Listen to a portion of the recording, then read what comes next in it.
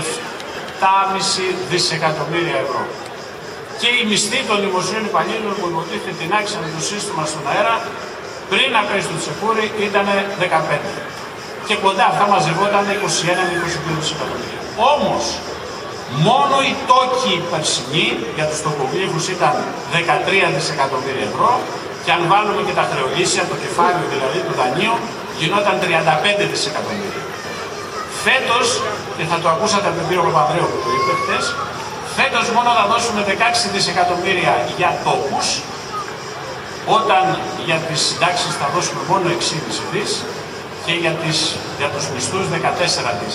Άρα λοιπόν, αγαπητοί φίλοι, το πρόβλημα που έχει δημιουργηθεί και έχει ρίξει το σύστημα έξω είναι η υπερβολική τόκη και τα κεφάλαια που δίνουμε για τα δάνεια πίσω, τα χρεωλύσια. Αυτά ρίξαν το σύστημα. Όμως υπήρξε μια επίθεση στην ελληνική κοινωνία να θεωρήσουν την ελληνική κοινωνία ότι είναι υπεύθυνη, ότι είναι ένοχη, μαζί τα φάγαμε, εσείς φταίτε, οι Έλληνες είναι τεμπέληδες, δεν δουλεύουν καθόλου, ρίξαν έξω το σύστημα.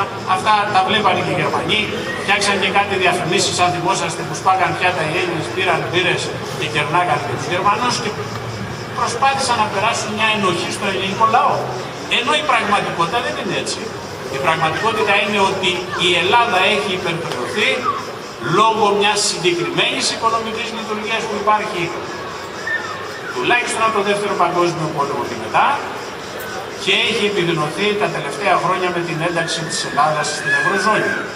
Σας θυμίζω ότι όταν τέλειωσε ο Δεύτερος Παγκόσμιος Πόλεμος, όλοι οι σύμμαχοι κάτσαν σε ένα τραπέζι και απέναντι στους Γερμανούς πήραν αυτά που έπρεπε να πάρουν.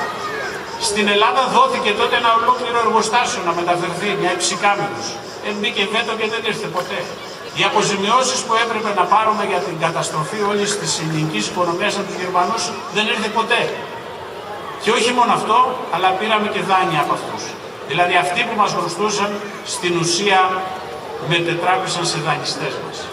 Και μπαίνοντας η Ελλάδα στην Ευρωζώνη, η Ευρωπαϊκή Ένωση στην αρχή, αλλά κυρίως στην Ευρωζώνη, αυτό που έγινε ήταν αυτό που παραδέχτηκε ο κύριος Γιούγκερ, τον είδατε και αυτόν χτες. Είναι ο επικεφαλής του Eurogroup.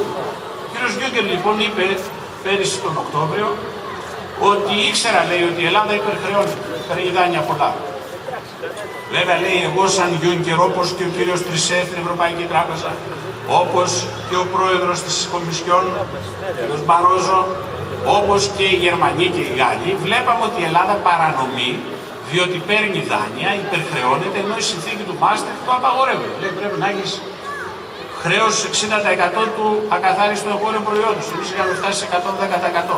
Αλλά, λέει ο φίλος μας ο Γιούγκερ, δεν μπορούσα, λέει, να μιλήσω, γιατί οι Γερμανοί και οι Γάλλοι έκαναν εξαγωγές στην Ελλάδα και η Ελλάδα με τα δανεικά που έπαιρνε αγόραζε εξοπλισμούς και προϊόντα γαλλικά και γερμανικά.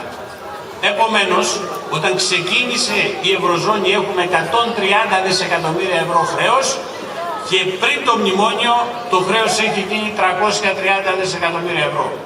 200 δισεκατομμύρια ευρώ χρέος δημιουργήθηκε, όπως το εξήγησε ο κύριος Γιούγκερ, όχι γιατί έρχονταν τα χρήματα για επενδύσεις στην Ελλάδα υπέρ του τόπου, υπέρ του ελληνικού λαού, αλλά για να γίνεται κατανάλωση των γαλλογερμανικών προϊόντων.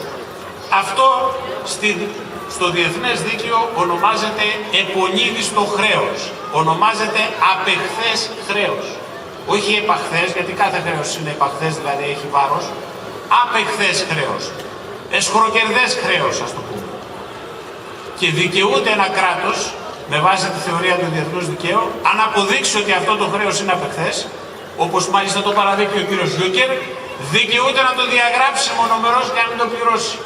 Άρα λοιπόν, μας έχουν φτάσει σε μια κατάσταση υπερχρέωσης 330 δις πριν μπούμε στο μνημόνιο, γιατί αυτό οφειλόταν σε μια λειτουργία της Ευρωζώνης, η οποία Ευρωζώνη έχει ένα ισχυρό βορρά βιομηχανικό, έχει τον νότο για καταναλωτές, δίναν τα δάνεια τα φτηνά οι Γερμανοί στις ελληνικές τράπεζες, οι ελληνικές τράπεζες με φτηνό επιτόκιο στους καταναλωτές και η Ελλάδα συντηρούσε τη Volkswagen, συντηρούσε τη Mercedes, συντηρούσαν όλα τα βιομηχανικά προϊόντα. Και αντί οι Γερμανοί εργάτες να μας πούν και ευχαριστώ, γιατί τους δίναμε δουλειά και εμείς και οι Ισπανοί και οι Ιταλοί, Θα ακούμε και από πάνω ότι είμαστε τεμπέληδες, απατεώνες και κλέφτες. Γιατί χωρίς εμάς η Γερμανία, η οποία σήμερα εξάγει τουλάχιστον το 42% των εξαγωγών της είναι στην Ευρωζώνη, δεν θα μπορούσε να λειτουργήσει αν δεν υπήρχε αυτό το σύστημα. Άρα λοιπόν τι γίνεται? Ένα σύστημα όπου κερδίζει ο πλούσιος βορράς, κυρίως Γερμανία, Γαλλία, Ολλανδία, Φιλανδία, τα κινητά, τα Nokia κτλ. Και οι υπόλοιποι που καταναλώνουν. Αυτό είναι η Ευρωζώνη. Και λέμε καλά, μπήκαμε σε αυτή την Ευρωζώνη απλά για να χάνουμε. Δεν πρέπει να υπάρξει αλληλεγγύη, δεν πρέπει να υπάρξει κέρδος και από εμάς. Και εν πάση περιπτώσει, εσείς στη Γερμανία, γιατί δεν δίνετε και αυξήσεις στους Γερμανούς εργάτες αφού βγάζετε τόσα κέρδη? Τουλάχιστον οι Γερμανοί εργάτες θα έρθουν στην Άνδρο να πάνε σε άλλα νησιά να τα ξοδέψουν. Διότι ούτε αυτό το κάνουν, δεν δίνουν αυξήσεις στους δικούς τους εργάτες, διότι το κέρδος τους συμφέρει να το κρατούν, να το δίνουν στις τράπεζες και οι τράπεζες να το δίνουν δάνειο στα κράτη, να αγοράζουν ομόλογα. Να βγάζουν τα κράτη ομόλογα και να δανείζονται ή εμείς οι καταναλωτές. Αυτή λοιπόν η λειτουργία της Ευρωζώνης οδήγησε στην υπερχρέωση και αυτή η υπερχρέωση είναι επονίδιστο χρέος. Φτάσαμε λοιπόν να χρωστάμε δίθεν 330, την ώρα που οι Γερμανοί μας οφείλουν από τον πόλεμο 162 δις χωρίς τόκους. Ένα γαλλικό Ινστιτούτο ανεβάζει με τους τόκους στα 575 δισεκατομμύρια ευρώ τη γερμανική οφειλή και ο Μανώλης ο Γκλένος με τους άλλους αγωνιστές την εκτιμούν στο 1,13 εκατομμύρια ευρώ. Χρωστάνε λοιπόν, δεν τα δίνουν. Μας υπερχρεώνουν και στο τέλος τι λένε? Να σας ξαναδώσω ένα δάνειο να σας σώσω. Και δίνουν λοιπόν αυτό το δάνειο των 110 δις, το οποίο όμως πηγαίνει να ξεπληρώσει τα παλιά επονίδιστα χρέη. Επομένως και αυτό το δάνειο είναι παράνομο, είναι επονίδιστο, γιατί χρησιμοποιείται για να πάει στην κατεύθυνση αυτή. Θα πείτε γιατί τα κάνουν αυτά? Πρώτον, από την αρχή ο στόχος του Διεθνούς Νομισματικού Ταμείου της Ευρωζώνης ήταν η υπερχρέωση της Ελλάδας, όπως και κάθε κράτος. Αν διαβάσετε βιβλία του κυρίου Στίγκλιτς, που είναι σύμβουλος του κυρίου Παπανδρέου, τον οποίο μάλιστα χτες ο κύριος Παπανδρέου τον ευχαρίστησε για τις υπηρεσίες του στην Ελλάδα, λέει ο Στίγκλιτς ότι από την αρχή ο στόχος του Διεθνούς Νομισματικού Ταμείου όταν μπει σε μια χώρα δεν είναι να τη σώσει, είναι να την υπερχρεώσει και μετά να αγοράσει φτηνά τις επιχειρήσεις, τις πλουτοπαραγωγικές πηγές, τα πάντα. Αυτά τα έχει πει σε βιβλία που έχουν εκδοθεί παλιά. Αυτός ήταν και ο στόχος της υπερχρέωσης. Και φτιάξαν λοιπόν ένα πρόγραμμα το οποίο δεν απέτυχε. Το πρόγραμμά τους ήταν πρώτον να υπερχρεώσουν την Ελλάδα και την υπερχρέωσαν. Δεύτερον, να συμπιέζουν τους μισθούς και τις συντάξεις. Τρίτον, να διαλύσουν τις εργασιακές σχέσεις τους ώστε να μπορεί τα μεροκάματα να πάνε ακόμη πιο κάτω. Και τέταρτον, να έχουν όλο τον έλεγχο της οικονομικής και πολιτικής ζωής της χώρας μέσα από ένα σύστημα που εμείς το λέμε Τρόικα. Έχετε δει ότι τίποτε δεν ψηφίζεται, τίποτε δεν αποφασίζεται εάν δεν το δέχεται η Τρόικα. Αυτή λοιπόν ήταν η κατάσταση και ξεκίνησε από πέρυσι το Μάιο, προχωρούσε και βάθαινε η κρίση, βάθαινε η υπερχρέωση. Αλλά εγώ αν ήμουν στη θέση του Παπανδρέου θα έλεγα στην Τρόικα, συγχωρείτε, εσείς δεν μας επιβάλλατε αυτό το πρόγραμμα? Πολύ ωραία. Εσείς ήσασταν οι ειδικοί που ξέρατε πώς θα μας σώσετε. Εμείς το εφαρμόσαμε γιατί έπεσε έξω. Και αφού έπεσε έξω εμείς σας πήραμε για ειδικούς. Αποζημιώστε μας και από πάνω. Γιατί εσείς φταίτε, εσείς λέγατε να εφαρμόσουμε αυτό το πρόγραμμα. Δεν το είδα όμως από την πλευρά της κυβέρνησης αυτό και όχι μόνο αυτό, αλλά αφού απέτυχε το πρόγραμμα, φτάσαμε πέρυσι το Φεβρουάριο, αν θυμόσαστε, και το απέκρυπταν, αλλά είχαμε την ευκαιρία μέσα από τηλεοπτικές εκπομπές πρωινές να αποδείξουμε τι έλεγαν τα κείμενα στα αγγλικά, γιατί στα ελληνικά τα κρύβανε. Λέγαν αξιοποίηση περιουσίας, ενώ τα κείμενα ήταν πώληση.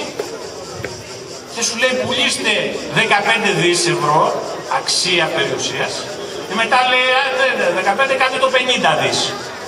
Γιατί για να μπορέσει να βγει το πρόγραμμα, το οποίο το φτιάξαν αυτοί, θέλουμε και 50 δις από εσάς. Και 50 δις περιουσία. Και αφού αποφασίσετε να πουλήσετε 50 δισεκατομμύρια περιουσία και να συνεχίσετε με τα μνημόνια, τη λιτότητα και νέα μέτρα για το ασφαλιστικό, εμείς θα μαζευτούμε να σας φτιάξουμε ένα νέο πακέτο να σας ξανασώσουμε αυτό που είναι χθες. Έτσι λοιπόν, από το Μάιο άρχισε μια διαδικασία για την πώληση της δημόσιας περιουσίας.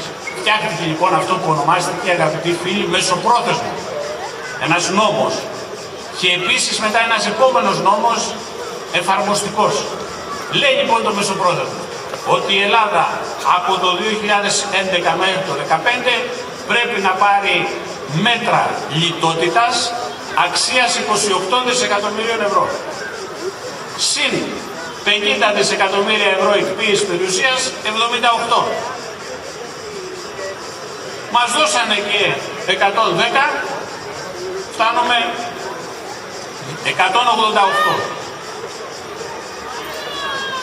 Και ξαναδίνουν άλλα 60, 245, αλλά θα χρωστάμε παρότι παίρνουμε όλα αυτά μέχρι το 2040 τουλάχιστον 300 δισεκατομμύρια και θα κοιτάμε να τα ξεπληρώσουμε. Δηλαδή η αριθμητική δεν βγαίνει, είναι πολύ τρελά αυτά τα οποία υπόθηκαν.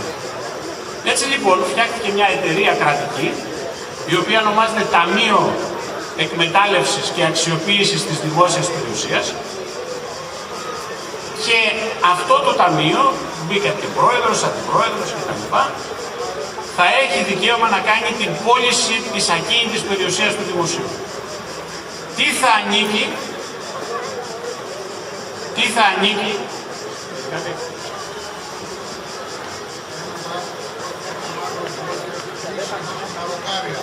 ένα μαύρο γκολφ, ναι.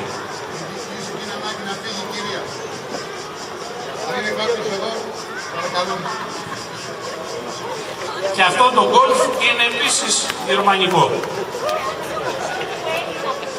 Δεν διαφωνώ. Αυτό είναι το σωστό που λέτε, ότι πρέπει μεταξύ μας να έχουμε αυτοσεβασμό και συμφωνώ απόλυτα. Αυτό είναι στο κοινωνιολογικό πεδίο, θα κάνει μια εισήγηση ένας άλλος συνάδελφος κοινωνιολόγος. Λοιπόν, τι λέει τώρα, τι θα πουληθεί. Με απόφαση των υπουργών θα μεταβιβάζεται μια περιουσία σε αυτή την κρατική εταιρεία, το Ταμείο. Και από εκεί θα πουλιέται. Οτιδήποτε πάει στο Ταμείο δεν μπορούν οι υπουργοί να το ξαναπάρουν πίσω στο κράτος. Τι θα πηγαίνει λοιπόν στο Ταμείο? Θα πάνε όλες οι κρατικές επιχειρήσεις.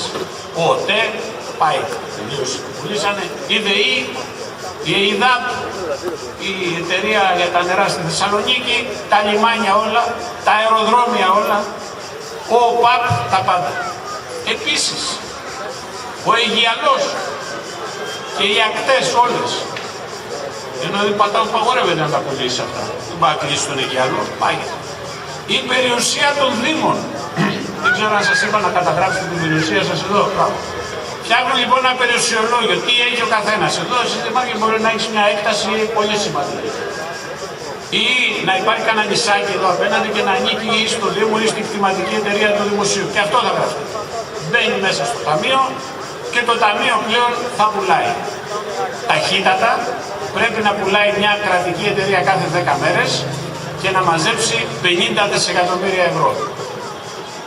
Αυτό θα είναι το μεγαλύτερο ξεπούλημα που θα γίνει. Και αυτή η εταιρεία, προσέξτε τι άλλο μπορεί να κάνει, θα μπορεί να πουλάει τα δικαιώματα εξόρυξης για φυσικό αέριο, για πετρέλαιο, για χρυσό, για άλλο ορυκτό πλούτο.